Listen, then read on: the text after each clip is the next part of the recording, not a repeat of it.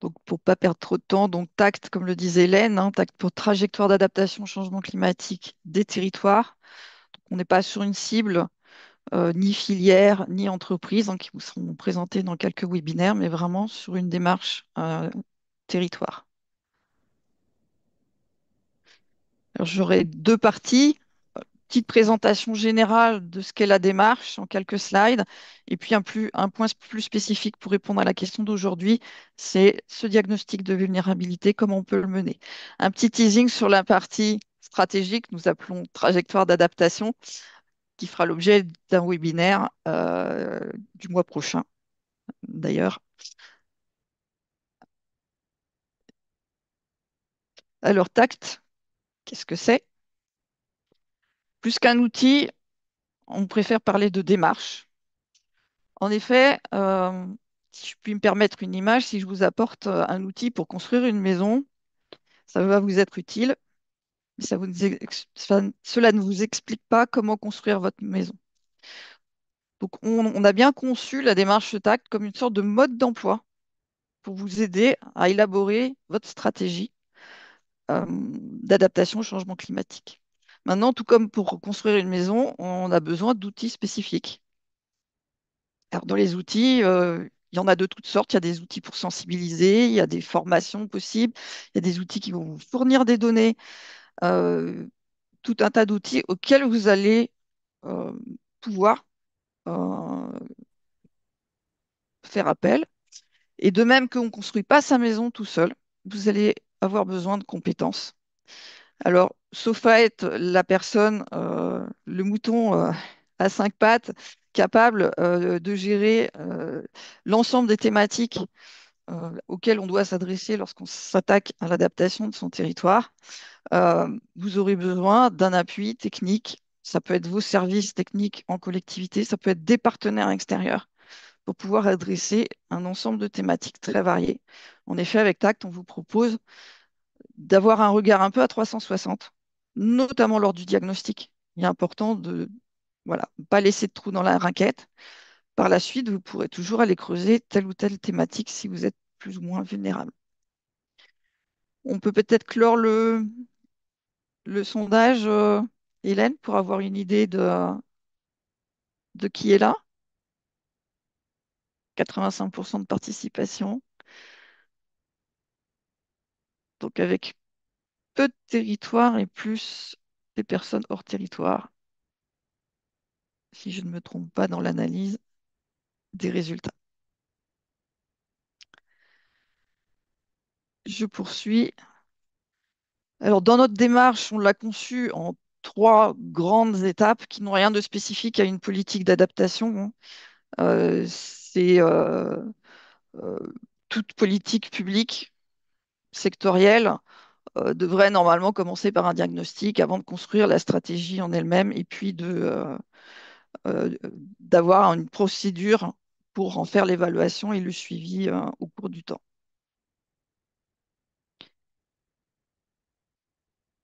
Alors, la démarche TACT, on l'a conçue pour un large éventail de territoires.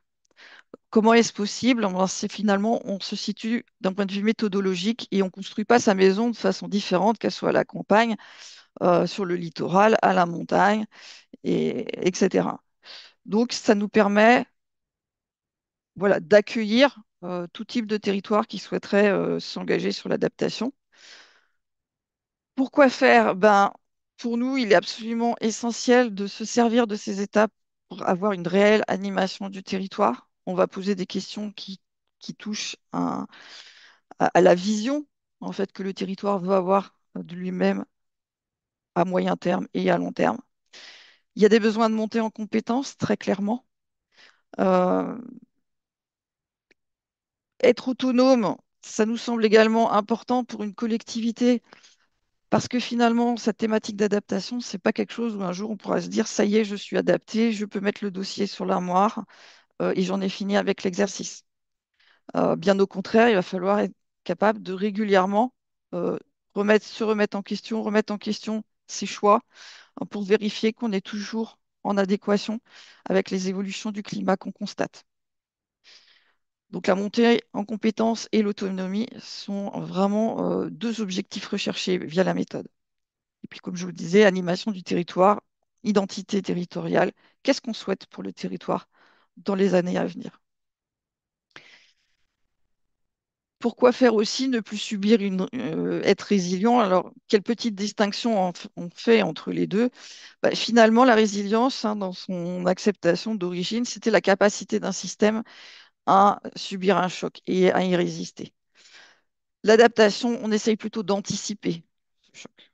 Donc, éviter le choc plutôt que d'avoir à y résister. Dans les deux cas, cependant, on tient vraiment à déterminer ce à quoi on tient et ce qu'on va pouvoir faire évoluer. Et ça relève d'un dialogue, bien évidemment. Ça ne peut pas être décidé de façon unipartite. On a mené tout un petit travail, hein, sur les valeurs et les principes d'action qu'on souhaite développer lors de la démarche. On en tire quelques grands principes. D'abord, une démarche tact. Voilà, ça ne relève pas de juste la compétence d'un chargé de mission climat, d'une personne. Ça doit être impérativement collectif parce que une personne ne peut pas avoir la totalité de l'expertise sur tous les champs qui vont être abordés. Transversalité, c'est le sujet même qui l'impose. Méthodique, mais pas rigide. Comme je vous le disais, on est au sein d'un mode d'emploi. On vous propose un cheminement méthodologique. Maintenant, la méthode TACT, ça n'est pas l'étable de la loi.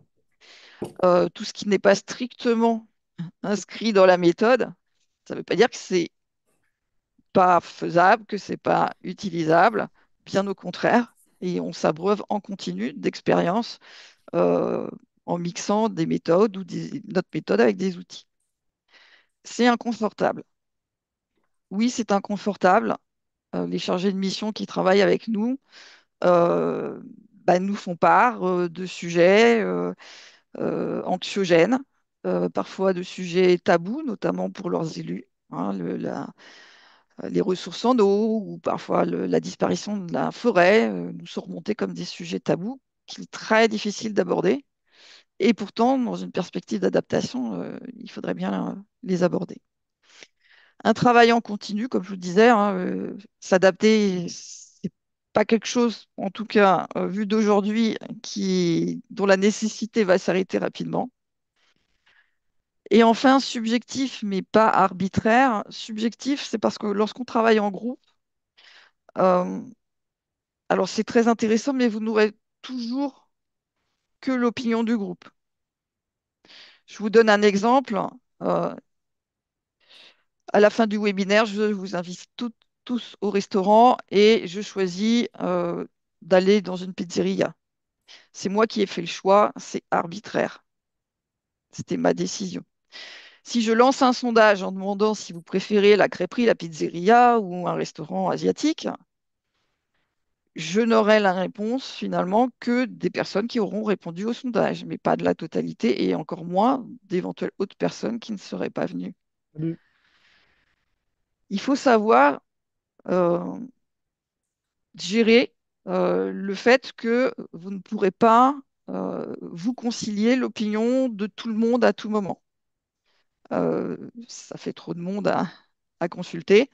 Euh, Ce qui n'empêche que c'est absolument impératif de pouvoir, bien évidemment, euh, privilégier la co-construction.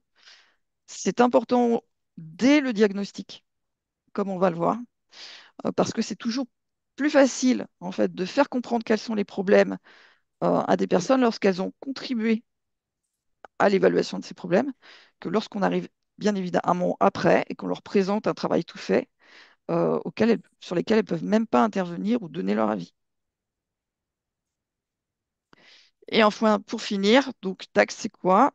On a des guides méthodologiques qui sont sur notre librairie ADEME, une plateforme web et puis une startup d'État, un petit teasing pour tout à l'heure, qui vous sera présenté en fin de webinaire. Euh, je passe rapidement. S'il y a des questions sur cette partie-là, on pourra, je pense, y revenir après sans difficulté. Alors, le diagnostic de vulnérabilité en lui-même. Je te proposerais bien, Hélène, si tu peux lancer le second sondage pour savoir, selon vous, quel est l'objectif d'un diagnostic. Au final, ça sert à quoi? Est-ce que tu peux le lancer, Hélène, ou on le fait après? Ah, On va le, f- je, J'en ai pour une. Voilà, c'est bon. ah non, c'est pas celui-là. Celui-là, c'est pour tout à l'heure, c'est pour Facilitact. Je vais le faire. J'ai zappé cette question-là. Je suis pas sûre de pouvoir te le rajouter. J'avais vu que deux sondages. Excuse-moi, Aude. D'accord. Bon, alors là, on anticipe complètement, mais maintenant que c'est parti, tant pis, on aura la réponse pour tout à l'heure. Donc, je laisse les personnes finir de répondre. On anticipe un petit peu sur sur la question d'après. J'en profite pour vous dire, on parle de méthode ADEME. On ne l'a pas créée ex nihilo. On s'est basé sur des bonnes pratiques. Donc, on avait sorti il y a 10 ans maintenant un document de référence où on avait répertorié tout un tas de méthodes de diagnostic de vulnérabilité avec des cas pratiques hein, au Canada, au Québec, il y en avait en Grande-Bretagne, il y en avait en Australie. Et on a essayé d'en tirer voilà, un déroulement méthodologique commun à un peu tous ces exemples, que bien évidemment, on a essayé de rendre accessible pour des territoires, traduits en français, bien évidemment, etc. Alors, souvent dans une méthodologie, hein, il y a une petite partie un peu pénible qui sont les définitions. Euh, et c'est important dans le cas qui nous occupe parce que souvent il y a des incompréhensions sur ce que sont, comment on nomme réellement les choses. Euh, pour nous, il y a à la base, bien évidemment, un aléa climatique. Vous les connaissez tous, hein, il fait chaud, il pleut. Actuellement, c'est le problème. Donc, un aléa climatique, c'est un événement susceptible de se produire et qui va potentiellement entraîner des dommages alors, sur les populations, mais aussi nos activités ou sur nos milieux. Ça peut, il peut s'agir d'extrêmes climatiques, hein, comme on dit, les grosses pluies qu'il y a actuellement en France, mais aussi euh, des événements qui ont une cinétique beaucoup plus lente, comme la sécheresse des sols qui peut s'installer au fil des ans, et non pas uniquement la sécheresse en tant qu'événement extrême, comme on l'a pu le connaître en 2022, par exemple. On a des aléas induits. C'est en fait, ce sont ces phénomènes physiques qui ont été induits par l'aléa climatique. On en a un exemple en ce moment, hein. Il faut qu'il pleuve pour que les cours d'eau débordent et qu'on ait des inondations. Donc, ce n'est pas directement le phénomène climatique, il pleut. Ce qui va nous inquiéter, c'est l'inondation que ça provoque derrière. Et puis enfin, vous avez l'impact. Donc, l'impact, c'est tenter de mesurer la conséquence de cette manifestation physique de l'aléa climatique. En l'occurrence, les inondations peuvent se mesurer. Ici, vous avez un exemple donné par le ministère hein, sur des kilomètres de routes potentiellement inondables euh, si on avait 1 mètre d'élévation du niveau de la mer. Donc là, on est dans un cas de submersion marine. On peut peut-être fermer le sondage. Euh, je dis ça Et, parce que j'ai du coup une et à la pop-up fin, qui s'affiche. oui. À la fin, Voilà. j'ai bien le nuage de mots. J'ai bien le lien. Je pensais que c'était un sondage, mais c'est le lien pour le nuage de mots. D'accord. On le fera peut-être à la Voilà. fin du coup. Exactement. Voilà, pour pas perturber un peu le déroulé. Il y a des mains qui se lèvent, en tout cas j'en vois. Si vous pouvez poser vos questions dans dans le chat. Euh,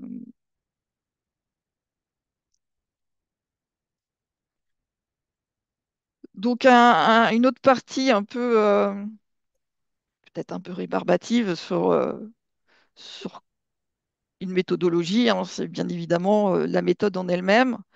Je ne vais pas m'approfondir trop, mais il y a quand même, là encore, des concepts à comprendre. La façon dont on évalue la vulnérabilité d'Intact, euh, c'est le fait de confronter l'exposition. Donc l'exposition, c'est euh, la nature et le degré auquel votre territoire est exposé à un phénomène climatique, notamment sur une certaine durée. Donc, si vous voulez analyser votre exposition, en fait, vous allez analyser en quoi le changement climatique se manifeste sur votre territoire, euh, l'ampleur des variations que vous pouvez connaître, ou la probabilité d'occurrence, des événements climatiques sur votre territoire.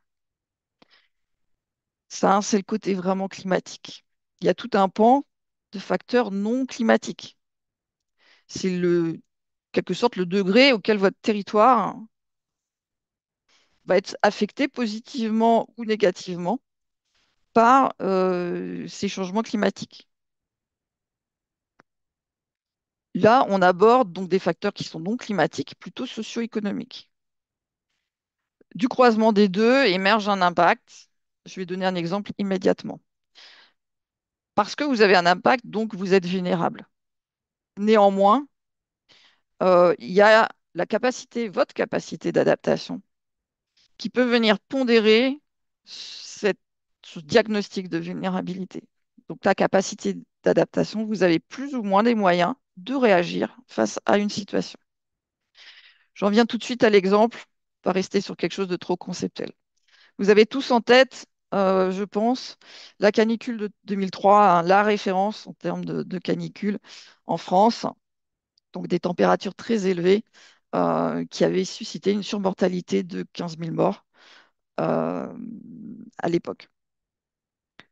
Il se trouve que quelques mois à la suite de cet événement, dans une étude du phénomène, Météo France avait évalué que les conditions de température qui avaient été atteintes lors de cette canicule seraient passées inaperçues, je les cite, à Cordoue. Cordoue, chez nos voisins espagnols. Alors, se dire que oui, c'est l'Espagne, ils sont plus habitués que nous aux fortes chaleurs, c'est un peu court comme explication, hein, vous en conviendrez.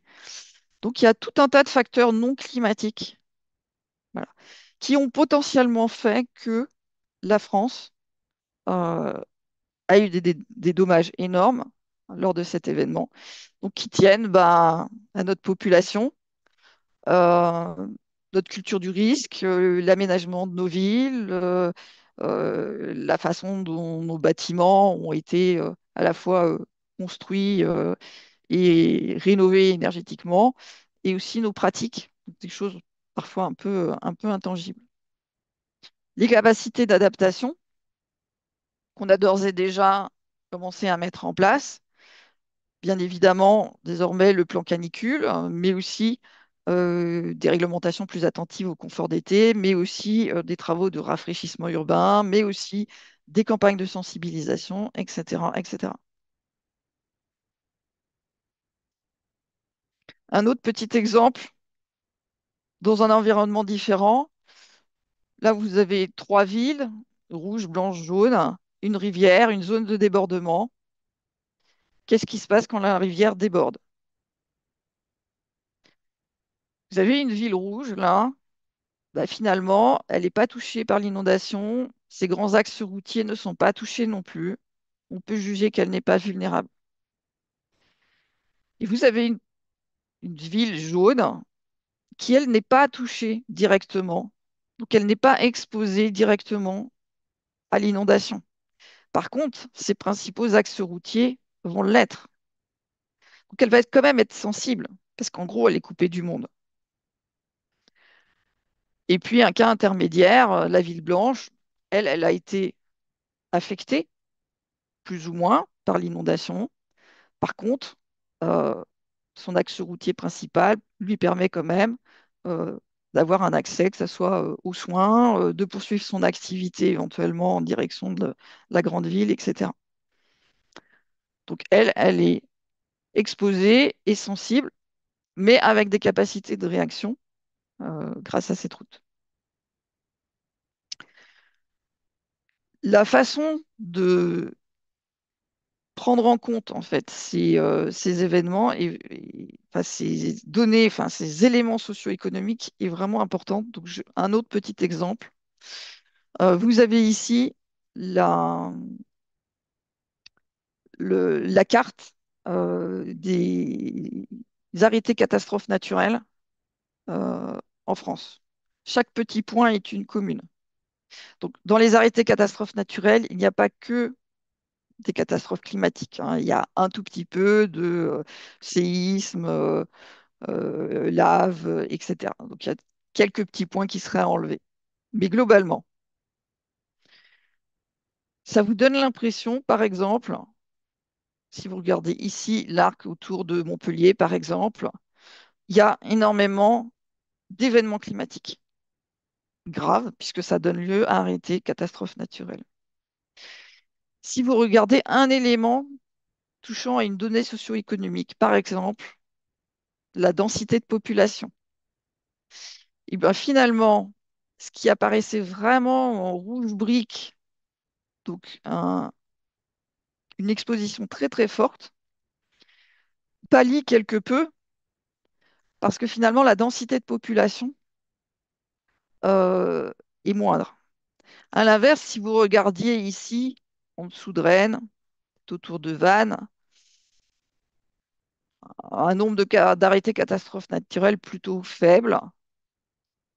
Par contre, une densité de population énorme fait que du coup, chaque événement climatique a potentiellement des impacts beaucoup plus importants du fait de cette densité de population.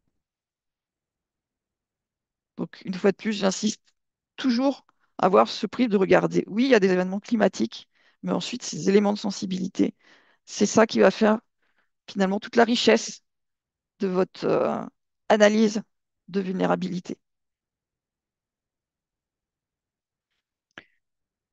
Alors, je reprends là mon petit graphique de tout à l'heure. Euh, c'est une définition qui est issue du GIEC. Mais à partir de 2014, les experts du GIEC, en fait, ont cherché à privilégier le concept de risque avec une autre définition, où finalement la vulnérabilité, c'était plus la résultante, c'était un élément d'analyse qui regroupait d'ailleurs à la fois la sensibilité et la capacité d'adaptation, euh, et où le travail d'analyse débouchait sur finalement une résultante qui est exprimée en termes de risque. Les deux proviennent du GIEC. Il n'y a pas une définition qui est plus ou moins scientifique que l'autre. Ça a été le souhait à un moment donné du GIEC peut-être de se rapprocher d'un vocabulaire, hein, celui de la gestion du risque, qui était plus facilement appropriable que celui de l'adaptation. La petite difficulté, et là je parle d'un point de vue tout à fait opérationnel lorsqu'on est sur les territoires, c'est par exemple de se retrouver à travailler sur des facteurs climatiques si on n'y est pas exposé. Quel est l'intérêt? C'est de ne plus être capable vraiment de dissocier sa capacité d'adaptation. Ça, c'est très important. Donner à avoir un diagnostic où on n'est pas capable d'estimer les leviers sur lesquels on va pouvoir agir, euh, c'est un petit peu gênant. Et puis enfin, le risque, la définition d'un risque, euh, ça reste un potentiel de conséquence dans lequel quelque chose de valeur est en jeu et dont l'issue est incertaine. Et ça, c'est la définition du GIEC. C'est la probabilité d'occurrence de quelque chose qui va arriver. Ça peut amener des biais. Vous ne montez pas dans votre voiture en pensant à la probabilité d'occurrence d'un accident qui vous serait fatal. Bon, heureusement. On a, me semble-t-il, euh, du coup, des, des effets psychologiques. Par exemple, euh, une chargée de mission dans les territoires qui me disait l'année dernière, on a découvert en 2022 que en Bretagne, nos forêts pouvaient brûler. Parce que quand on parle de risque incendie, le risque incendie, c'est pour le sud. On le sait bien, voilà, historiquement, c'est le sud, il y fait chaud, la végétation est sèche, etc. Or, ça n'est finalement que regarder tout petit bout de l'ornièque quand on regarde des impacts. Les impacts, c'est est-ce qu'il faisait chaud en Bretagne en 2022? Est-ce que la végétation était sèche? Est-ce qu'il y avait de l'activité humaine autour des forêts? Je pense notamment à la forêt de Brocéliande. Bah oui, il y en a autour, il y en a même à l'intérieur, puisqu'il y a beaucoup de tourisme, etc. On est sur des impacts, des choses beaucoup plus réelles qu'une probabilité d'un événement qui pourrait arriver. Un autre exemple, et je finirai peut-être là-dessus, je vais en profiter pour revenir peut-être au- au sondage de tout à l'heure. Euh, quand, euh, quand vous raisonnez gestion des risques, je reviens à mon exemple de chaleur, euh, vous mettez en place un plan canicule pour gérer ce risque. Il se trouve que euh, les décès liés à la chaleur en surnombre n'interviennent pendant les vagues de canicule qu'à hauteur de 28%.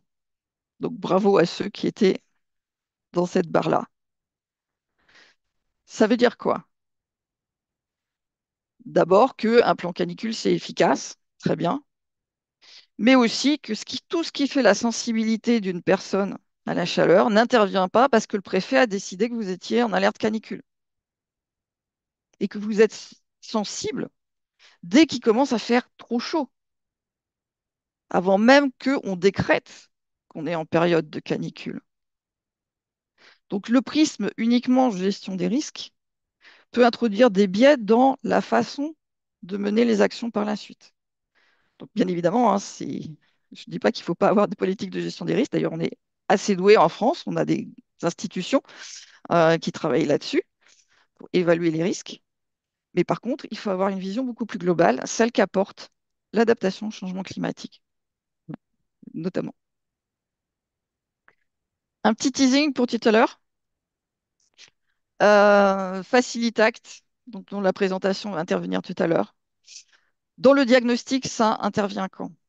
Eh ben, pour évaluer l'exposition du territoire, donc tout ce qui va être événement climatique, Météo France notamment met à disposition tout un tas d'outils, Climadiag, DRIAS, Climadiag commune, hein, DRIAS, DRIAS eau, Climadiag agriculture, etc. Vous avez un certain nombre de données climatiques. Pour ce qui est de la sensibilité et de la capacité d'adaptation, c'est beaucoup plus difficile à évaluer, notamment parce que il faut que ça se fasse vraiment à un niveau local. Euh, si vous avez un dépérissement de votre forêt, ce constat qui n'est que physique peut s'appliquer à quasiment toutes les forêts en France. Donc il faut aller un cran plus loin, c'est-à-dire que représente cette forêt pour votre territoire. Par exemple, vous êtes propriétaire de la forêt, donc c'est donc une ressource financière puisque vous exploitez votre forêt. Ou alors il y a la présence d'une filière bois sur votre territoire. Qu'est-ce qu'elle représente? Ou encore, c'est un peu votre image de marque. Je suis une forêt des Vosges et donc je vends une image du territoire avec une forêt toujours verte, etc. Ça peut être un poumon vert si vous êtes un centre urbain près d'une forêt. Donc ça permet, notamment lors des fortes chaleurs, d'avoir un lieu de rafraîchissement. Ça peut être un lieu touristique, etc. Tout autant d'éléments en fait qui vont venir donner de la valeur à votre analyse de vulnérabilité. Et donc Facilitact, le produit dont vous parlez tout à l'heure, vous aide sur ces parties spécifiquement de ma sensibilité socio-économique qu'est-ce qu'il faut que j'aille chercher comme type d'indicateur, comment je l'évalue. Et je vais peut-être conclure là-dessus en lançant le sondage, donc du coup le nuage de mots. Si Hélène, tu peux. Il est le lien, il vous suffit de cliquer sur le lien qui est dans le chat. Et je vais partager mon Donc, écran pour que vous donc puissiez voir le résultat. la question est, euh, selon vous, un diagnostic, ça doit déboucher sur quoi? Donc, essayez d'être synthétique, hein, parce que dans un nuage de mots, ça va reprendre des petits bouts de phrases. Donc, on peut pas développer, évidemment. Mais est-ce que tu peux réafficher les résultats du sondage sur Oui, je vais. la part des décès lors des canicules? Alors, afficher les résultats. Tac. Voilà, on a un petit peu anticipé. Alors, bravo hein, aux 14% de personnes qui ont répondu de 20 à 30%. Donc, ça peut être contre-intuitif, hein, mais la majeure partie des décès ont lieu en dehors des périodes de canicule. Peut-être justement parce qu'il n'y a pas ces messages d'alerte et que on va continuer à sortir son chien à 14 heures, à faire son footing entre midi et deux. Voilà, des pratiques euh, qui ne sont pas adaptées à la chaleur perdurent, alors qu'en période de canicule, qu'on fait plus attention, on fait plus attention à ses proches, à ses voisins, à ses parents, et ça nous permet de limiter la surmortalité.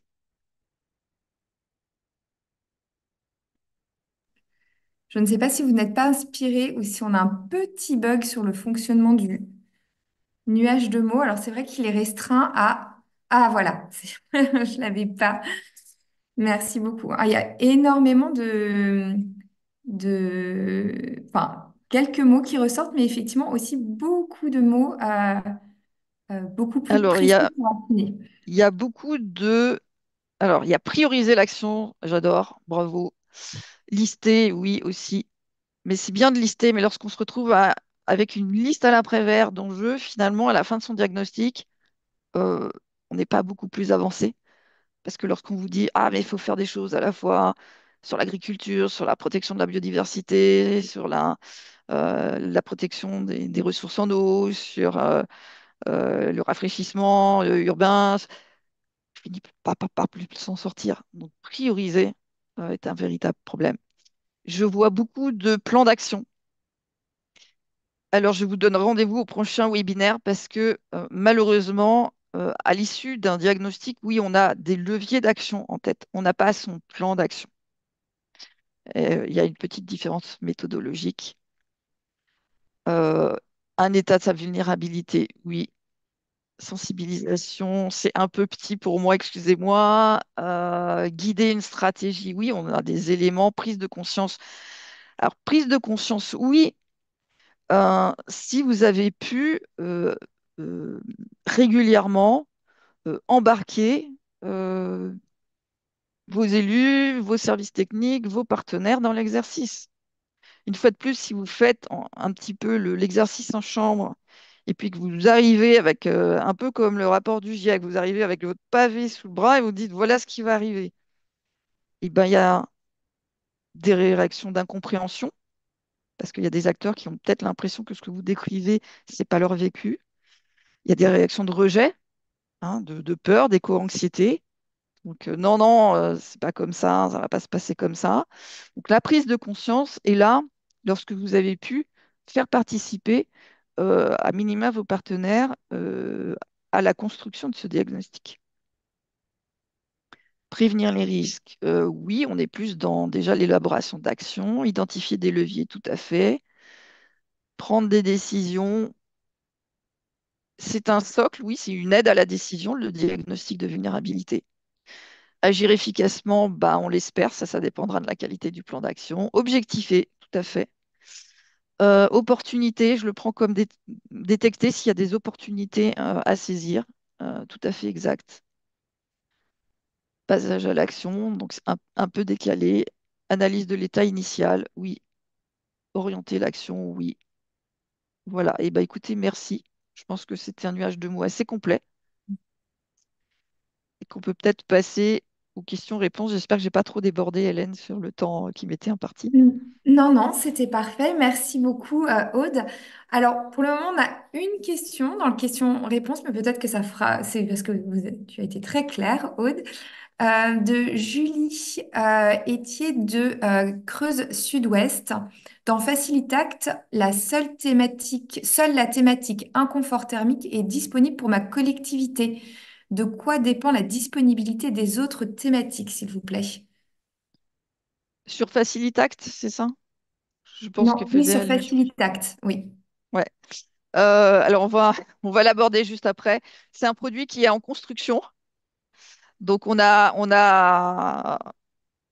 en train de réunir les indicateurs.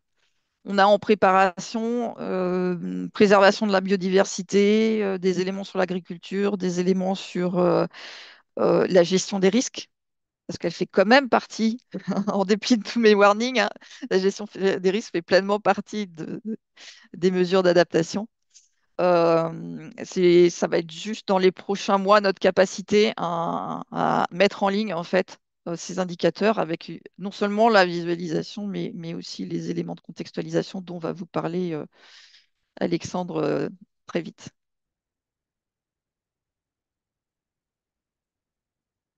Est-ce qu'il y a d'autres types de questions? Dans tous les cas, si vous avez des questions ex post, enfin voilà, Alors, n'hésitez pas à me il y a- recontacter. on donnera tes coordonnées ou alors vous pourrez nous les envoyer, on les transmettra à Aude. Philippe, comment sont pris en compte les facteurs risques géopolitiques? Ouf. Alors, actuellement, dans la méthodologie, je dois avouer qu'on ne va pas jusque-là. On, on est dans une analyse qu'on veut locale. Je ne pense pas qu'une commune ou un EPCI se lance dans une analyse complémentaire géopolitique. Néanmoins, je pense qu'à à l'échelle des nations, c'est tout à fait un sujet probant. Nous attendons le PNAC 3, le fameux plan national d'adaptation au changement climatique, pour savoir ce qu'en pense l'État et la façon dont on se propose de le prendre en compte. Je pense notamment aux problèmes d'immigration climatique. Effectivement, alors Philippe M nous dit en complément, voilà, il y a certaines collectivités comme Mayotte, par exemple, pour lesquelles le risque géopolitique peut être plus, on devrait davantage le prendre en compte. Ensuite, une question de Louis Vinchon de la MRPIE.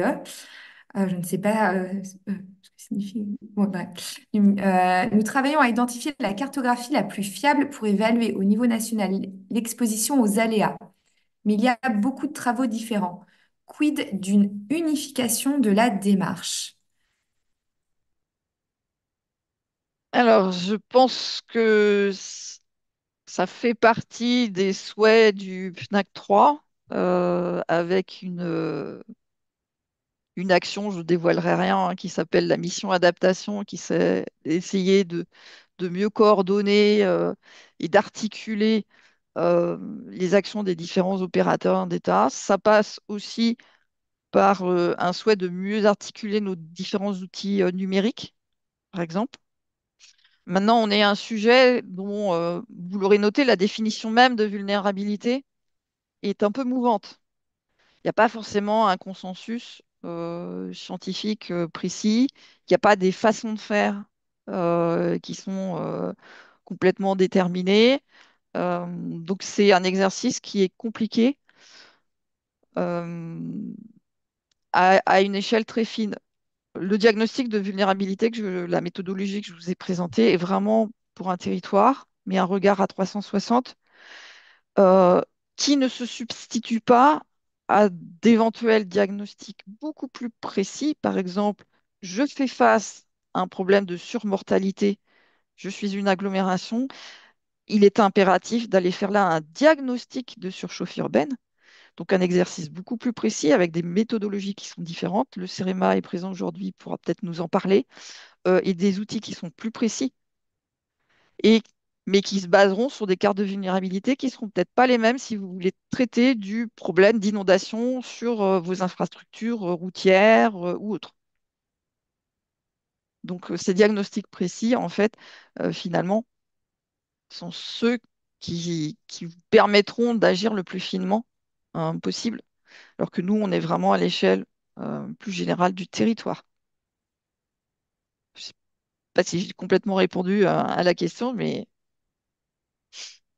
Alors, sinon, on a le temps peut-être pour encore deux questions de Daphné Callot du CCGAM. Est-ce que nous avons une idée aujourd'hui sur la manière dont les collectivités travaillent avec les SDIS qui ont parmi leurs missions la prévention sur les aléas climatiques? la façon dont elle travaille, alors on a bien une communauté de chargés de mission climat avec lesquels je travaille. Euh, je leur ai jamais posé la question. La petite difficulté pour vous répondre, c'est que les personnes avec qui nous travaillons euh, ne font généralement pas partie du service gestion des risques, j'ai envie de dire, mais plus d'un service qui s'appelle environnement, développement durable. Parfois, on y cite le climat ou pas. Euh, Malheureusement, en fait, finalement, le positionnement des personnes avec qui on travaille fait qu'elles ne sont pas forcément impliquées sur la partie gestion des risques. Donc, je ne sais pas. Et peut-être que ça sera une question à laquelle Madame Magne de la métropole Clermont-Auvergne pourra également répondre tout à l'heure. Je vois une question dans le chat. Existe-t-il un endroit rassemblant tous les outils open source qui pourraient être nécessaires pour un diagnostic de vulnérabilité des territoires? Oui, on y travaille actuellement. Alors, déjà, un très grand nombre qui est recensé hein, quand vous suivez la démarche TACT avec l'ADEME et le CEREMA. Mais oui, actuellement, Adaptation, un de ses objectifs, c'est le volet 2, c'est de vous proposer une cartographie de tous les outils open source qui vous permettent non seulement de faire le diagnostic de vulnérabilité des territoires, en tout cas de les utiliser pour faire votre diagnostic, hein. Ils ne vont pas faire le diagnostic à votre place. Ils vont pouvoir vous apporter des aides pour aller plus vite et même aller au-delà, donc puisqu'on cherche à cartographier l'ensemble des outils pour une démarche d'adaptation et ça sera disponible à partir d'une première version de mars 2025. Euh, une autre question, ça sera peut-être la dernière. Comment embarquer les entreprises du territoire dans ce travail? Je dirais juste qu'on va aussi faire un séminaire spécifique pour les entreprises. Mais effectivement, c'est important sur un territoire d'embarquer l'ensemble des parties prenantes, Aude, dès le stade du diagnostic. Euh, je finirai par le témoignage d'une chargée de mission qui date de l'année dernière, mais qui, je pense, est toujours d'actualité, qui nous avait dit c'est la schizophrénie permanente entre mon vice-président développement durable et mon vice-président développement économique. Euh, Sachant que malheureusement, et en dépit du soutien que son vice-président pouvait lui apporter, c'était souvent la partie développement économique qui gagnait la partie en termes d'arbitrage pour les investissements, enfin voilà, tout un tas d'actions. Donc oui, il faut non seulement impérativement embarquer les entreprises, mais aussi finalement, ne serait-ce qu'au sein du service de la collectivité elle-même, avoir une meilleure compréhension de ce qu'impliquent en fait les impacts du changement climatique sur les territoires. Merci beaucoup, Aude. Je vois qu'il y a encore quelques questions, donc on va les prendre et on vous les transmettra ensuite pour que vous y répondiez.